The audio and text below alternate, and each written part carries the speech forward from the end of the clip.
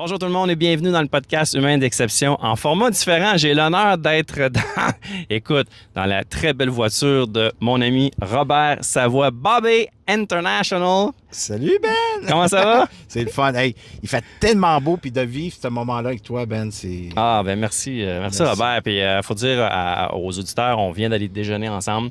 Un moment, mon Dieu. Moi, ça faisait longtemps que je voulais rencontrer Robert en personne. Je te suis depuis des années. On est du même coin en plus, dans le coin de Masson-Angers, dans la grande ville de Gatineau maintenant, mais dans le temps, c'était juste Masson-Angers. Robert, tu avais ton centre de ressourcement à l'époque.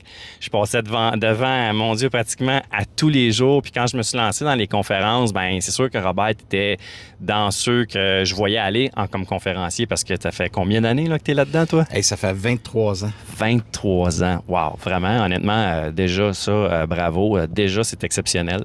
Donc, je suis très content de t'avoir avec moi dans ton camion en expérience très, très intime parce que c'est pas comme dans un podcast conventionnel. Puis c'est Robert qui a eu l'idée en plus parce qu'on était supposé le faire au restaurant où il y en a eu quelques-uns que j'ai fait.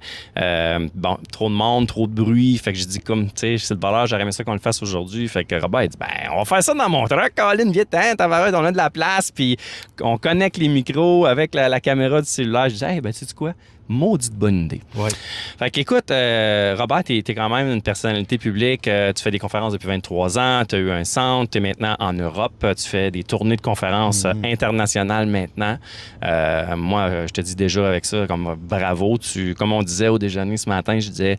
C'est un privilège d'avoir la chance d'avoir du temps de qualité avec un individu comme toi, un humain comme toi, qui marche en ce moment le chemin que moi, j'aspire à marcher. J'ai déjà commencé à le marcher, mais c'est un chemin qui est quand même... Ça nécessite beaucoup de travail, beaucoup de résilience, de persévérance, de prise de conscience. Moi, j'ai pas peur de le dire, c'est dans mes rêves de faire des conférences aussi en Europe. Donc, c'était je te remercie pour le déjeuner de ce matin, d'avoir donné de ton temps comme ça avec moi. C'était quasiment plus que deux chums qui se parlent. C'était du mentorat que tu me fais ce matin. Puis si tu savais comment est-ce que c'est hyper apprécié.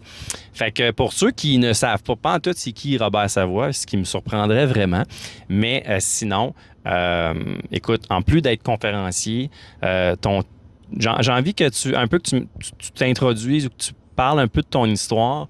Parce qu'il y a beaucoup de parties. Robert a commencé. On connaît Robert, je vais le dire comme ça, je pense que ça va mettre la table un peu. On a vu Robert à la télé, on a vu à Denis Lévesque. Moi, je t'avais vu à Denis Lévesque, j'ai même retourné l'écouter l'émission. Robert a écrit des livres. Combien de livres, je pense? Tu as co-écrit 7 livres. 7 livres. Puis Robert a commencé à se faire connaître comme moi. C'est comme ça que je t'ai connu. Peut-être que tu t'es fait connaître d'une autre façon, mais c'était dans le pardon parce que Robert avait pardonné au meurtrier de ton père. Exactement. Moi, c'est l'histoire que j'ai entendue, que c'est comme ça que j'ai commencé à te connaître. Ce qui est incroyable, d'ailleurs. Peux-tu me parler de ton parcours un peu avant que tu commences à devenir le conférencier qu'on connaît aujourd'hui? Oh my God! il dit on a combien de temps, Benoît? Non, écoute, clair et précis, je pars d'une place que je suis une télévision pas de son, moi, Benoît. Wow, OK, j'aime ça. Je suis une télévision pas de son. J'ai tellement peur de parler. Je suis inconscient, premièrement. J'ai peur de parler. Pourquoi? Ben, j'ai peur de la réaction de l'autre. Pour vrai? Ah, puis tu fais des conférences partout, man, partout. Mais t'as encore peur de parler de ton... À ce moment-là. OK, à ce moment-là. Au début, à tous mes tout débuts, là, mais il y avait cette flamme-là dans moi qui brûlait, puis que il y avait de quoi qui me poussait à devenir enseignant, conférencier. Puis je faisais juste présenter à mes tout débuts des conférenciers et je m'en allais avec une feuille toute préparée. Puis encore là, je me trompais. Ah ouais, hein? La peur, l'émotion de stress, d'angoisse, comment est-ce que ça menait me restreindre à ces connaissances-là. Mais j'ai toujours gardé l'espoir et la persévérance. Moi, c'est la persévérance qui a fait que l'assidu, la continuité, que je n'ai jamais abandonné, malgré tout mon discours intérieur, tu seras jamais capable. T'es pourri. Je vais rester ça pourri, mais... Ouais, parce qu'il s'en disait des mauvaises choses sur toi-même, par toi-même, dans ta tête. Dans ma construction mentale. Puis malgré ce discours intérieur-là très négatif, tu as quand même persévéré. Tu avais cette flamme-là en dedans, il ne faut pas que je lâche. Ce qui est arrivé avec le temps, c'est que quand je racontais mon histoire de la mort de mon père, j'allais dans des groupes, je partageais ça 15-20 minutes, puis les gens venaient me voir puis disaient « Toi, là, j'aime ton authenticité, ta sensibilité, ta vulnérabilité me parle tellement, ça me fait connecter à mes émotions, puis je sors d'ici avec une légèreté, je me sens plus connecté. » Fait que c'est à partir de ce moment-là que j'ai dit « OK, il y là, a eu un déclic, là. Il y a de quoi qui se passe. Fait que j'ai continué à travailler sur ces 3 qualités. Authenticité, vulnérabilité, sensibilité. Et je les ai tellement développées que les gens me reconnaissent pour ces 3 qualités-là. Ils me voient, puis ils me regardent, puis ils me le disent encore aujourd'hui. Et c'est là que j'ai retourné aux études pour approfondir mes connaissances. Et je suis devenu un enseignant en pleine conscience. Et mon expertise, c'est vraiment d'amener la personne à faire un chemin de libération. Parce que pour moi, l'amour de soi, la confiance en soi, elle est présente en nous. Qu'est-ce qui fait que... On a déjà ça en nous. Il y a des choses à l'extérieur de nous que souvent, on n'a même pas le contrôle dessus, qui viennent un peu affecter cet amour de soi-là. Mais tout le monde a la possibilité d'avoir une belle estime de soi, une belle amour de soi. Mais il y a du ménage à faire un peu. Il y a des libérations, comme tu dis si bien, pour en arriver là, right? C'est comment prendre conscience. C'est, comme je disais, je mentionnais, j'étais une télévision, pas de son. J'ai un parcours de vie que j'ai tout pour échouer. J'ai tout pour échouer. Oui, puis tu avais toutes les raisons de t'asseoir là-dessus, d'être une victime, en fait, d'être plainte. Puis je l'ai été! Oui, tu l'étais, hein? C'est un passe. Ben, je pense que c'est une victimite. Une victimite, j'aime ça. C'est la première fois que j'entends ce mot-là, une victimite. Une victimite, hein? Aigu. T'avais une victimite aiguë. Ah oui, je te dis, elle était vraiment présente parce que, pour moi, je faisais pitié. Tu sais, je faisais pitié, puis je me nourrissais de ça dans mes premières années. Là. Mais en même temps... Je réussirai jamais. Non, c'est ça. Ce discours de jugement que j'avais envers moi, c'est là que je peux dire que j'étais une victime victimite. J'en ai pris conscience, puis savez-vous quoi?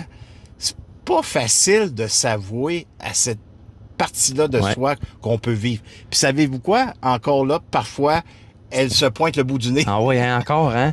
Même au tu sais, parce que au niveau que tu es rendu, dans le sens que tu as beaucoup d'expérience, tu as fait plus de... Tu es rendu à 3802, 804 conférences. 3834. 3834 c'est le seul conférencier que je connais qui compte vraiment ses conférences. Tu sais, puis souvent, on voit ça, tu sais, plus de 2000 conférences, plus de 4000 conférences. T'sais, on voit ça sur le marketing, souvent, certains conférenciers. Mais Robert, c'est vraiment, il les compte vraiment une après l'autre. Puis comme il n'est pas rendu à plus de 3000 conférences, il était à 3834. Puis je trouve ça le fun que puis je te crois, tu les as vraiment comptés comme one by one. Fait que malgré toute cette expérience-là, le syndrome, pas le syndrome, mais le doute de soi, des fois, revient quand même. Hein? Puis quand on en vient. C'est, mettons, un nouveau projet. Okay. J'ai constaté dans mon fonctionnement que si je m'occupe pas de mon insécurité, c'est mon besoin de sécurité, si il est insatisfait, ça veut dire que mon niveau de stress va augmenter. Okay. Mon angoisse va augmenter. Okay. Et si je m'en occupe pas, Benoît, c'est là que je vais plonger dans mon fonctionnement défensif, qui est la victime. Ouais. Mais là, pourquoi que tu te donnes tant de misère? Puis pourquoi tu as fait ce projet-là? Puis fait que c'est ça, là, c'est ce discours-là qui arrive. Exact, mais tu t'en occupes. Moi, j'aime quand tu dis « si je m'en occupe pas ».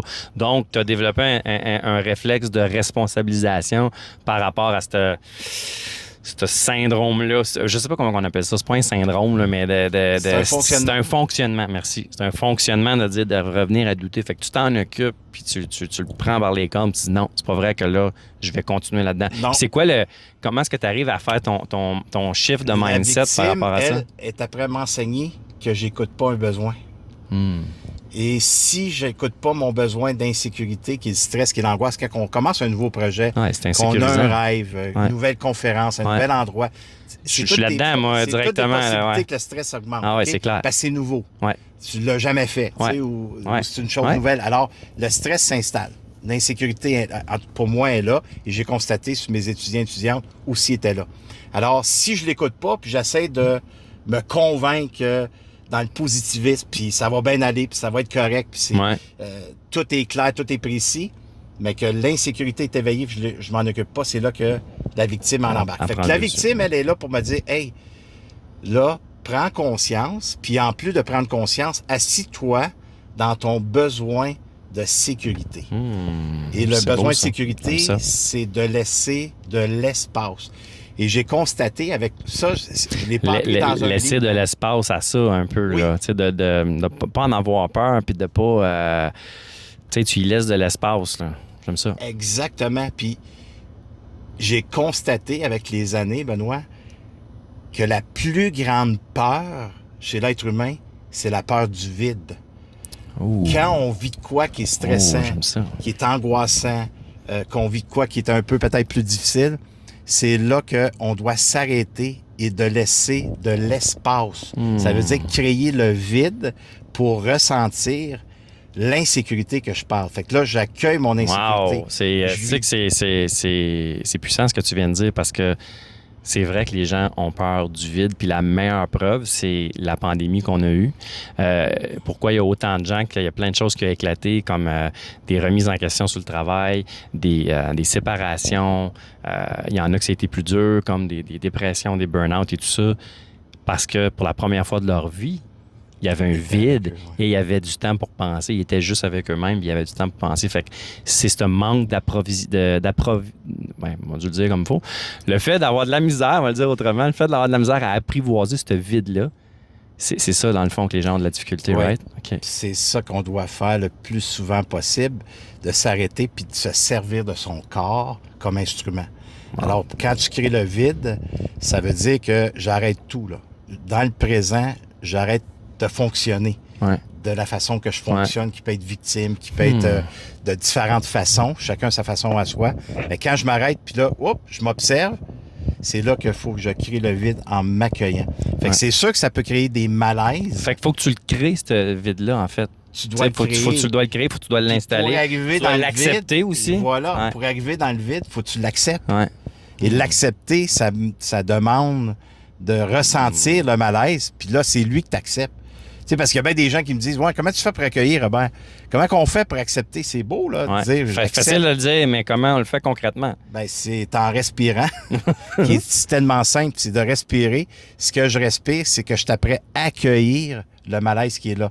Et si je l'accueille et mon esprit se calme, ça veut dire que je t'apprends à accepter la situation que je vis. Wow! Et là, c'est ça qui fait que là, là, je t'apprends à m'occuper de mon besoin de sécurité.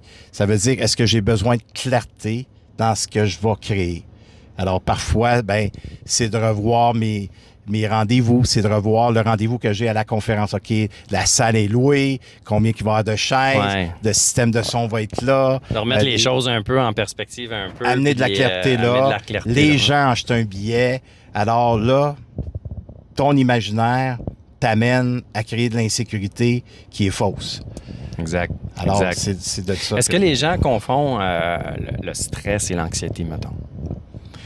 Bien, ça dépend. Tu sais, ça dépend toujours de la situation ou de l'expérience qu'on vit. Mais bien souvent, le manque de clarté va nous amener à vivre du stress et de l'angoisse. Mais si on laisse aller ce stress-là, c'est là qu'on tombe dans l'anxiété, puis là, ça devient plus... ça devient malsain pour soi. Ça devient malsain pour soi. Excellent.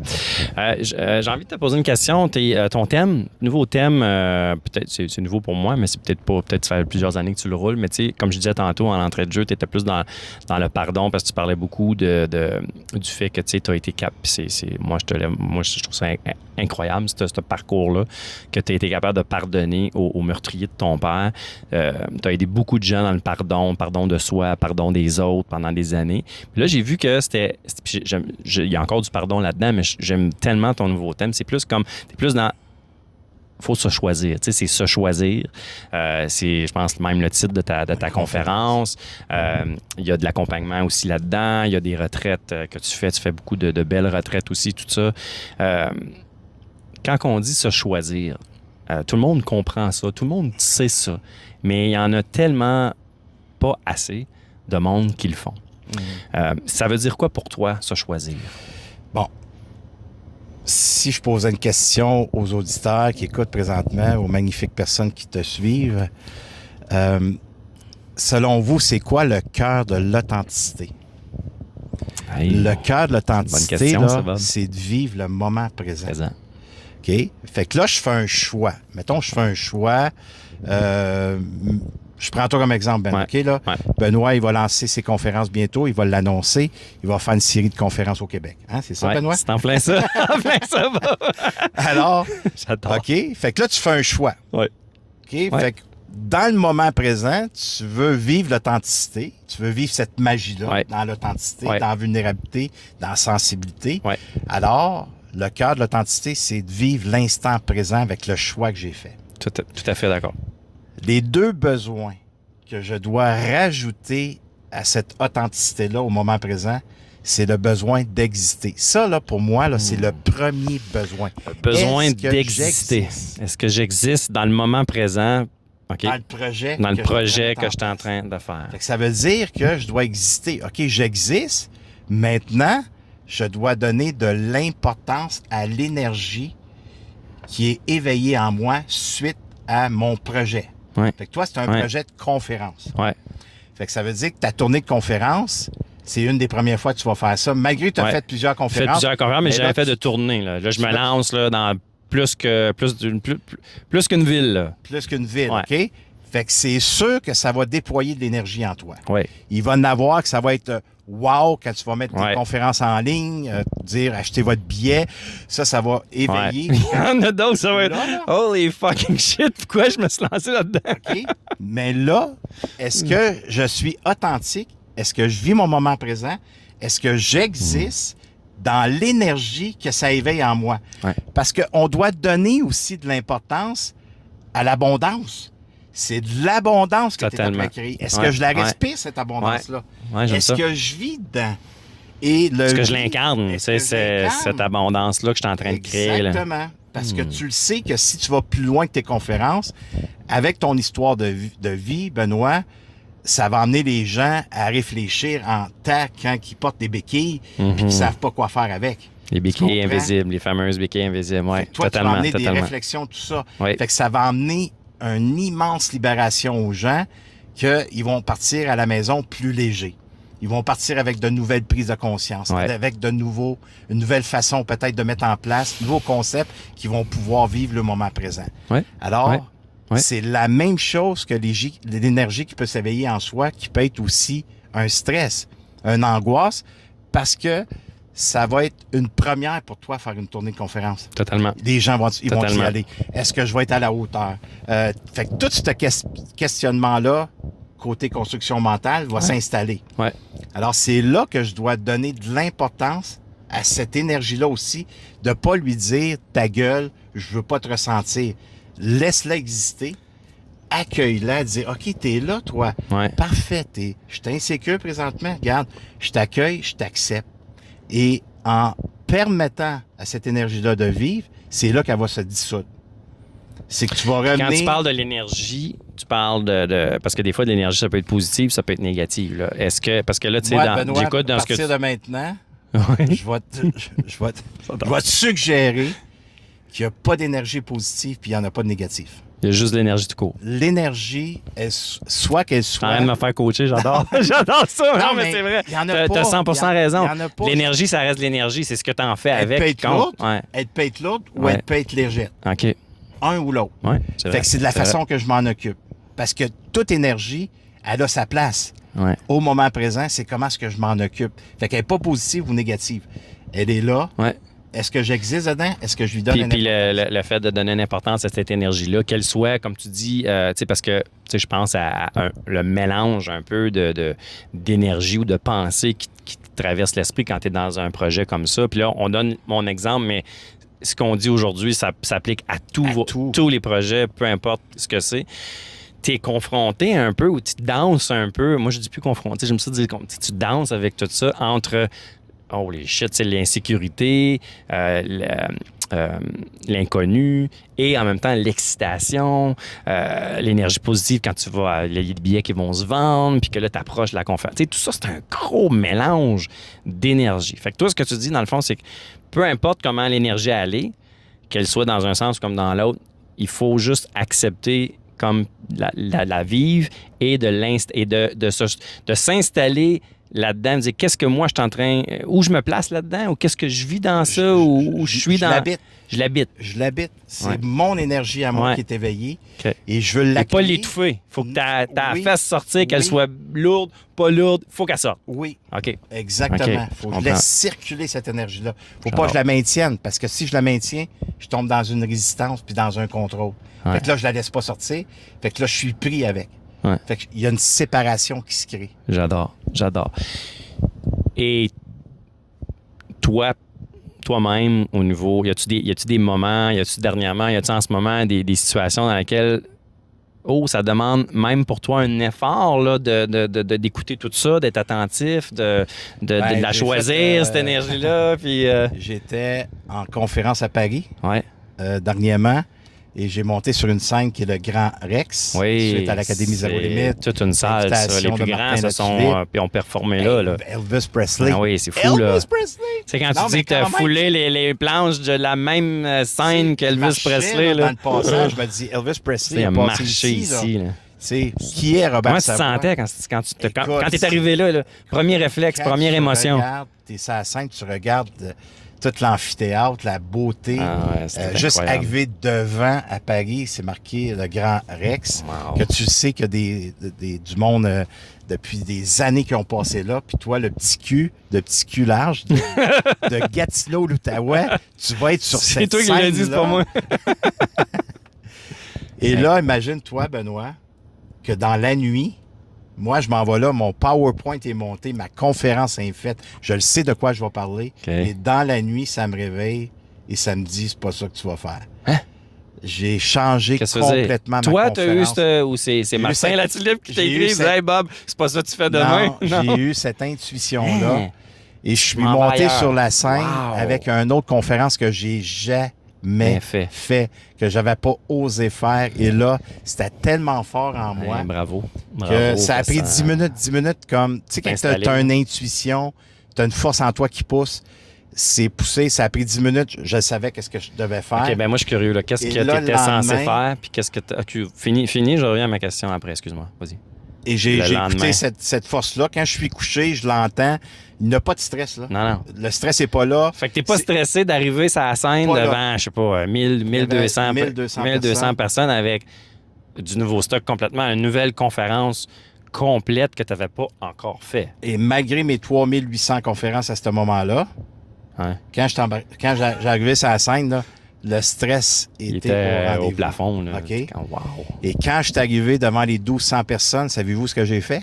Non. C'est que j'ai été authentique au présent. J'ai existé à dire présentement, hey, je suis nerveux.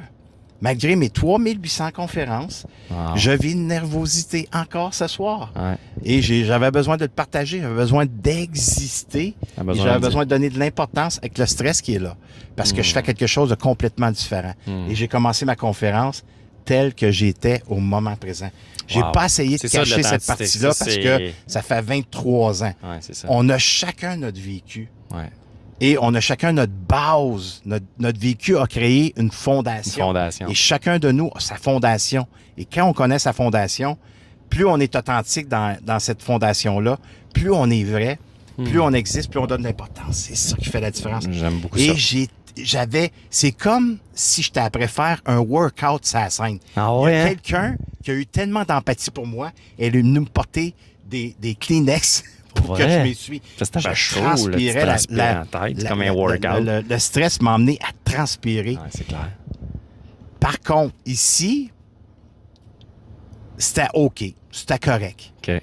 Mais ce que je ressentais et ce que je dégageais était tellement puissant qu'à la fin de la conférence, j'avais, je pense, 500 personnes en ligne pour venir me donner la main, me donner un témoignage, qu'est-ce que ça avait fait pour eux, les transformations que ça a fait dans 45 minutes. C'est magique, hein? C'est magique, hein? Encore une fois, Robert Savoie, tu as écouté ton intuition. Malgré ce que ta construction mentale, tu n'étais pas satisfait à ton côté perfectionniste embarqué, mais... oui, t'as ça, toi? Un petit peu. Et ça a été juste wow. Un moment magique. Encore C'est un de tes plus beaux moments sur scène en carrière? C'est un de mes plus beaux moments parce que j'ai vécu les deux sphères. Oui, complètement. Autant le côté lumineux, mais le côté sombre de soi aussi, l'énergie est palpable dans les deux. Dans les deux côtés, oui. C'est comme un gros paradoxe. Je dansais avec les deux, là. Wow. Puis ce que je voulais te poser tantôt comme question, c'était quel était... Tu sais, sans donner toute ce que tu étais pour dire dans la conférence, là, mais quel était, mettons, le thème principal ou l'alignement que tu voulais prendre avant, puis celle que tu as choisi d'aller dans la nuit quand ça a fait tu as décidé que tu allais ça va être simple, vous allez dire, mon Dieu, Robert, tu t'es éveillé pour ça, oui. Je sais comme, pourquoi il enlève son soulier? Voyez-vous, mon espadrille blanche, ma basket pour les gens de l'Europe, OK, elle est blanche. J'ai constaté qu'on vient au monde pur comme ça. Wow. On vient au monde avec une pureté, une transparence, de la clarté. Et à un moment donné, avec notre histoire de vie, avec nos expériences, parfois, on débarque de nos souliers, on s'éloigne de la pureté qu'on est, qui est de l'amour de soi, qui est de la confiance en soi, qui est de la spiritualité, qui est l'abondance, qui est le côté brillant en soi. On s'éloigne de ces souliers. Et ce qui arrive en s'éloignant, c'est là qu'on tombe dans le doute. On est dans méfiance. Je vais être capable. On tombe dans le mode... c'est tellement ça, Robert. Le pilote automatique, en mode survie. Alors là, je suis éloigné de qui je suis. Et là, ben, j'avais des souliers noirs. Alors, j'ai embarqué dans mes souliers noirs, dans mes baskets noires. Et là, j'ai appris à marcher mon côté sombre pour me rapprocher de qui je suis. Ta pureté du début. Fait qu'on est, c'est ça, c'est tellement ça, parce qu'on est pur au début, puis c'est avec tout ce qui se passe dans nos vies, nos expériences, nos influences extérieures, dans les environnements qu'on se place aussi, parce que l'environnement dans lequel on choisit de se placer, parce que des fois, c'est ça qui nous nuit aussi. Fait que tout ça vient que ça rend nos souliers noirs. Puis l'objectif, c'est de marcher à vue pendant un bout. Marcher le chemin. Être capable de marcher le chemin dans l'ombre ou dans notre côté noir pour avoir comme objectif, par contre, de se ramener dans nos souliers blancs. Parce que l'amour... Ça, tu as eu ce flash-là en te réveillant juste avant la conférence. Puis là, je dis, OK, je le fais, j'ose le faire. Puis pour magique. Certains, vous allez dire, hein, tu étais nerveux pour ça, Robert. Eh oui, c'est parce que j'étais pour faire des conférences, quand tu arrives, tu étais préparé avec tout l'autre format aussi. Ouais, et puis là, tu arrives avec un élément complètement différent. Quand tu sais, je veux dire, c'est surtout devant une grande salle comme ça. Est-ce que les gens vont comprendre? Est-ce que les gens vont s'identifier? Parce que pour moi, quand je fais une conférence, oui, c'est important ce que je dois dire. Oui, mais tu veux que les gens comprennent aussi le message. Je veux que les gens puissent comprendre le message, puissent partir avec une référence, une prise de conscience pour qu'ils puissent par la suite intégrer l'enseignement. Tu sais. Tout à fait, tout à fait. Ben, je suis sûr qu'ils ont très bien compris le concept. Écoute, c'est là qu'ils ont dit, il y en a qui me disaient, pour la première fois, je viens de comprendre comment marcher mon chemin. Wow. Moi, j'ai une question par rapport à ça, aux souliers. Est-ce que le concept fonctionne pareil, même si tu as juste un pied? Écoute. Ça va-tu marcher pareil pour moi? Tu pourrais en faire une pour ta béquille. Ouais. Hey, tu pourrais en faire. Hey, oui. Je devrais faire une béquille blanche ou une béquille noire. Oui. Mais ça marche pas parce que je marche toujours avec une béquille noire. Fait que ça marcherait pas parce que moi, pour moi, le noir, moi, c'est beau. Je dis, moi, le noir est beau. Oui, tu comprends? Il est beau. Parce que ce qu'on doit comprendre bien souvent, comme je disais, tu sais, je te disais au déjeuner, des fois, on marche même plus dans la basket blanche. On marche même pas dans la basket noire. On est tellement sur le pilote automatique. Ouais. On est tellement parfois, pas tout le temps. Non, mais quand on peut avoir des périodes dans notre vie qu'on est comme ça. On est en mode survie. Ouais. C'est juste la tête qui fonctionne. Ouais, c'est vrai. Juste la construction mentale qui prend place. Je ressens plus rien. Ça veut dire que je suis même pas dans un et ni dans l'autre. C'est là le danger de burn-out. C'est là le danger de dépression. Parce qu'on est tellement en mode survie qu'on marche juste ce chemin-là et on oublie de ressentir. Alors, il faut que je marche dans les deux souliers. Moi, je dis le soulier blanc ou le soulier noir, la basket blanche, la basket noire, mais c'est le yin et le yang. Alors, il faut que j'apprenne à ressentir, il faut que j'apprenne à passer à l'action. Et moi, sérieux, Benoît, là, je me ferais faire une béquille blanche. Puis ça scène, tu montes avec ta noire. mais dans le fond, on veut vivre le blanc. La mais la noire est aussi importante que la blanche. Les deux. Hey, c'est une bonne idée. J'ai besoin de mon côté sombre.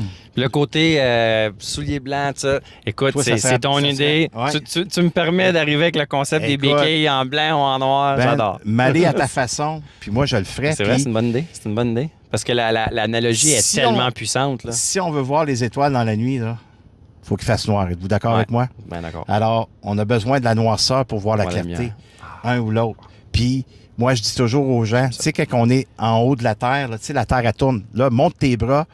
Puis, excuse-moi, on monte nos bras. Montrez vos bras. La Terre, elle tourne. À un moment donné, là, on le sait que cette expérience-là, c'est qu'on va être en dessous de la Terre. Mais accroche-toi après elle. Ouais. Accroche-toi après la Terre. Ouais. Et à un moment donné, tu le sais aussi que la Terre tourne, puis tu vas augmenter sur le dessus, puis les bras vont être dans les airs. Ouais. Alors, un ou l'autre... J'aime ça, puis j'aime que tu as dit, c'est dans la noirceur qu'on peut voir la lumière. Ben, c'est vrai que c'est comme ça qu'on voit les étoiles, mais l'analogie est tellement puissante. Puis souvent, très souvent, puis moi, pour l'avoir vécu, en 2017-2018, ça faisait une couple d'années, là, comme je marchais plus dans mes souliers, là, ou dans mon soulier. Et j'étais complètement désaligné complètement. Et j'étais dans une période sombre, une période de noirceur. Puis souvent, très souvent, on a besoin d'accepter cette noirceur-là. Puis c'est là qu'après ça, on est capable de voir la lumière. Mais la vraie lumière en dedans, le ressentir, notre vrai potentiel, notre vraie authenticité, notre vrai... Puis tu sais, tu disais tantôt, tu sais, ça a été d'arriver sur scène. J'ai été authentique en disant, écoute, c'est nouveau ce que je vais vous dire, je suis nerveux aussi, Mais il y a aussi beaucoup de vulnérabilité là-dedans. Puis ça, c'est une de tes qualités, Robert. T'as pas peur d'être vulnérable, t'as pas peur de dire les vraies affaires, t'as pas peur de mettre tes tripes à la table, puis de dire, regarde, moi, c'est de même, je me sens. Puis c'est correct. La différence, c'est que je vais pas rester longtemps là-dedans. Non, tu comprends? J'ai maintenant des mécanismes, j'ai maintenant des protocoles, des schémas, façon de maîtriser un peu mieux mes émotions, mes pensées, puis je vais être capable de me sortir de ça, puis de me ramener un peu plus rapidement. Parce que tu as cette expérience-là, cet apprentissage-là, te ramener dans tes souliers blancs. J'adore ça. Fait que ça a dû être tout un moment, tabarouette. La salle qui est symbolique, la grosseur de la salle, le nombre de personnes, toi qui arrives avec quelque chose, un concept complètement nouveau. Ça l'a complètement... Puis là, ça fait partie aujourd'hui de ta conférence. Tu as gardé les souliers blancs. Là, c'est là. Là, je l'ai... Je l'ai pratiqué, le peaufiné. Je l'ai peaufiné, je l'ai amélioré. Fait que ça fait partie de ma conférence qui est la base, qui est encore la même chose, mais qui est complètement nouveau parce que là, j'amène encore une expertise que les gens peuvent voir, ils peuvent s'identifier davantage à leur propre vécu, à leur propre histoire, au présent, comment arriver à se libérer. Alors, ces intuitions-là, il faut tellement les écouter. Faut tellement les écouter. Et je suis content de l'avoir écouté parce que... Ouais, tellement. Ben, j'ouvre une parenthèse. Savez-vous ce que ma femme, elle a fait? Non. Ma femme, 3 semaines avant qu'on parte pour Paris, elle me dit... j'irai pas. Parce qu'on a un fils, tu sais, qui s'en vient adulte, là, mais qui l'est pas encore, qui connaît tout, qui sait tout. Mon fils, il est merveilleux. Puis ma femme, a dit, laissez Gab 2 semaines, je suis pas prête encore. Je suis pas prête. OK, chérie. Mais je suis déçu. Le samedi soir, je suis à Paris sur une terrasse, puis tu sais, et là, on prend un verre, puis mes amis me regardent, ils me connaissent, là, tu sais, puis ils me disent, ça va, Robert? Oh oui, je suis fatigué. Là, après ça, je dis non, c'est pas la vraie réponse. Je suis pas authentique. J'ai de la peine. J'ai de la peine. Ma femme, elle vient pas. Puis j'aurais tellement aimé ça qu'elle soit là avec moi pour cette 14e tournée européenne. Puis elle n'est pas là. Wow. Et le lendemain, je suis couché à mon Airbnb. Qui rentre dans ma chambre? Non. Ma femme, elle rentre. T'étais à Paris, là? J'étais à Paris. J'étais sur une terrasse à Paris. Elle est partie sans que tu le saches, surprise. Elle est venue m'emmener à l'aéroport. Quel beau cadeau. Avec ses valises dans l'auto que j'ai même pas vu. Vous allez dire, je suis aveugle, non. OK, fait qu'au moment qu'elle t'a porté à l'aéroport, c'était pas vrai qu'elle voulait pas venir, là. C'était pas vrai? Elle avait déjà c'était juste comme pour te faire une surprise. Wow! Et là, elle a couché à Montréal, dans une chambre de motel. Pendant que toi, tu étais dans l'avion? Le lendemain, après l'avion, il est venu me rejoindre. Hey, quelle belle surprise! C'était tout un moment spontané. Bravo, mademoiselle, madame Nathalie. J'adore. Oh, wow! Hey, c'est une belle surprise, ça. Fait que toi, tu as vécu ce moment-là. Paris, cette année, 14e tournée européenne, l'AZ, la salle Rex, tout ça, man. Wow! C'était un beau moment. Ça a été ma plus belle tournée je comprends. que j'ai faite dans ma 14e tournée européenne. Et là, je repars à l'automne. Là, je suis en vacances. Un petit break. Là, je suis après. Fais-tu encore des tournées au Québec? Oui, l'automne, quand je reviens de l'Europe, fin octobre, je fais une tournée, là, tu fais une tournée au Québec. Ah oui, au Québec, c'est chez nous. Ben oui, c'est ça. C'est sharp. Très sharp. Écoute, t'es vraiment comme un leader dans ça, une personne de référence pour s'aider à se choisir, surtout à se libérer. Tu sais, il y a beaucoup le mot libération dans tout ce que tu dis, dans tout ce que tu fais. Puis c'est tellement, tellement important parce que c'est la base de toute évolution, de toute progression, de toute... tu sais, moi, je parle d'allumer son excellence, mais c'est impossible d'allumer son excellence tant que tu t'es pas libéré de tes choses qui sont lourdes, aussi de t'avoir libéré ou du moins d'avoir accepté d'apprivoiser tes béquilles invisibles qui sont toutes tes limitations, autant psychologiques qu'émotionnelles. Fait qu'il y a beaucoup de libération aussi dans ce que je fais, dans ce que je dis.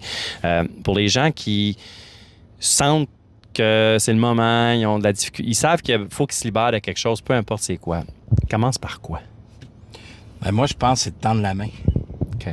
Donner la main à quelqu'un qui a marché le chemin, que vous savez qui peut vous amener à une libération, de quelqu'un qui peut vous inspirer. Je pense que c'est la première étape, d'accepter que tu as besoin d'aide aussi. Tu sais. D'avouer que j'ai un genou au sol, puis que j'ai besoin d'aide. C'est une force. Oui, parce qu'il y en a qui voient ça comme quelque chose de négatif, mais c'est tellement l'inverse, c'est une force, comme tu dis. Il ne faut pas rester dans l'isolement affectif. La première étape, c'est de sortir de l'isolement affectif. Okay. Dire, voici, là, je vis... Pas besoin de compter d'expérience de qu'est-ce que vous vivez, mais juste le fait de dire à quelqu'un de proche, à quelqu'un que vous avez une confiance, dire, hey, là, je vis un moment qui est difficile, puis j'ai besoin d'en parler. Ouais. Déjà en partant, vous venez de faire un pas vers l'acceptation. Et par la suite, dire, OK, est-ce qu'il y a quelqu'un que je connais qui a l'expertise qui pourrait m'amener à faire un chemin de libération? J'adore. Et là, on les amène à ta retraite, Benoît. Oui, exactement. À ta retraite que tu vas créer après tes conférences. Ben oui, parce que là, on a discuté du plan de match un matin, là, tournée de conférence. Après ça, c'est la retraite. Après ça, on repart pour d'autres tournées. Tu as trop de connaissances, tu sais, puis comme je dis aux gens, puis comme je t'ai dit tantôt, Benoît, tu n'as pas le droit de priver les gens de qui tu es. Ah, merci. Ça me fait tellement du bien que tu me dises ça. Tu as tellement d'expertise, tu as marché le chemin, tu as 46 ans, même si ça ne paraît pas, tu es beau comme un cœur. Tu as marché le chemin, puis ça, cette expertise-là, les gens ont besoin de l'entendre, ont besoin de le savoir, parce que je le sais qu'il y a des gens qui ont besoin de marcher ce chemin-là que tu as marché.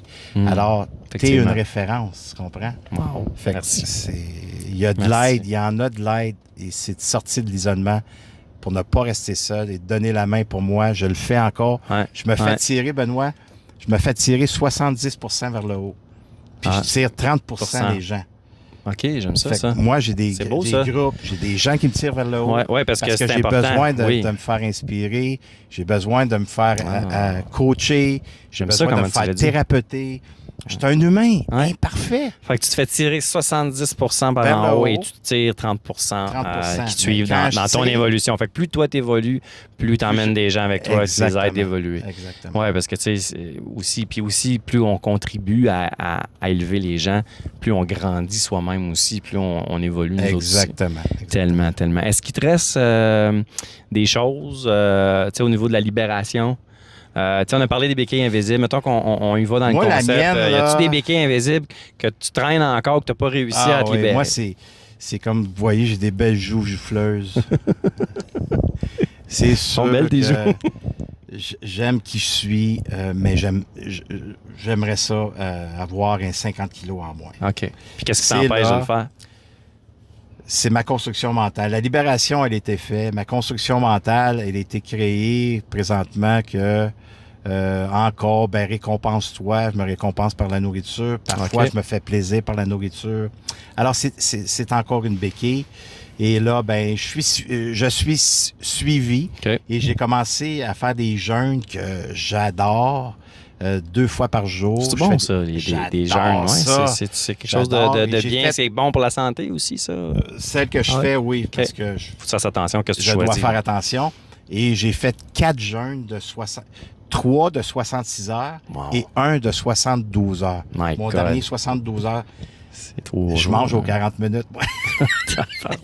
Et 72. Hey, je l'ai fait! Hey, c'est énorme, bravo, félicitations. Et là, qu'est-ce que ça t'a amené? Qu'est-ce que ça t'a amené, ça? J'ai commencé à comprendre que c'était ça ici qui m'empêchait de bien me nourrir. Et la façon que je me récompense aujourd'hui, c'est quand je me donne du temps de qualité. Quand je m'offre de la bonne Génial. bouffe. Fait que tu as changé ta façon de te récompenser. Et là, combien de temps que ça va prendre? Aucune idée. Ça prendra le temps que ça fait, mais je suis tiré vers le haut. Il y a des gens qui me tirent vers le haut dans cette partie-là parce que pour moi, c'est une de mes béquilles. Ben, merci d'avoir partagé ça avec nous. Ça prend quand même encore beaucoup d'authenticité, vulnérabilité. Si j'avais à te demander maintenant, dans tout ton apprentissage, connaissance, expérience de ces... Combien d'années encore? 23 ans? 23 ans. Mais aussi tout ton parcours humain, ton parcours en tant qu'humain, il date du début de ta naissance à toujours. Je te demanderai pas ton âge, là, mais dans tout ça mélangé, si tu avais à nommer une force, je sais que tu en as développé plein, mais une force que tu as développée au fil du temps avec tout ça, qui te sert le plus aujourd'hui? C'est la persévérance. Persévérance. Ah oui, c'est... Ça s'apprend, ça, la persévérance. Les gens pensent que ça s'apprend pas, mais ça se développe, ça s'apprend, ça se maintient. Je suis quelqu'un qui va au bout. OK? Puis là, je viens de raconter comme quoi que ma place, moi, ma béquille, c'est mon poids. Ouais. Mais j'ai commencé à prendre du poids à l'âge de 9 ans. Wow. Et c'est suite à des abus verbal, abus physique, abus sexuels, je vais le nommer ici. Je suis bien avec ça, j'ai fait la paix avec ça. Comme je vous ai dit, j'ai tout fait le processus de libération, mais il y a un schéma qui s'est créé ici, côté construction mentale. Alors, cette persévérance-là, je le sais que je suis sur le bon chemin. Parce que je n'ai jamais abandonné de croire que c'est possible. Et dans le reste aussi. Tu sais, je fais des projets, je vais jusqu'au bout. Je mets le genou au sol. Non, OK, il y a de quoi que tu n'as pas compris. Il y a de quoi tu n'as pas appliqué. Continue. Puis parfois, ce chemin-là, c'est pour m'amener à un autre chemin. Alors, la persévérance, pour moi, là, c'est un des atouts. Ma femme l'a dit, mes enfants sont, toi, papa, là, t'es persévérant. Ma femme a dit, ta persévérance m'amène à être persévérante. Elle est elle-même plus persévérante dans ses propres choix. J'adore ça. Puis merci pour ton partage. Encore là, ta vulnérabilité, ton authenticité. Je savais que tu avais eu des abus physiques, tout ça, mais les abus sexuels, je savais pas ça. Merci. C'est de là que ça vient. Oui, c'est tout ça que a commencé.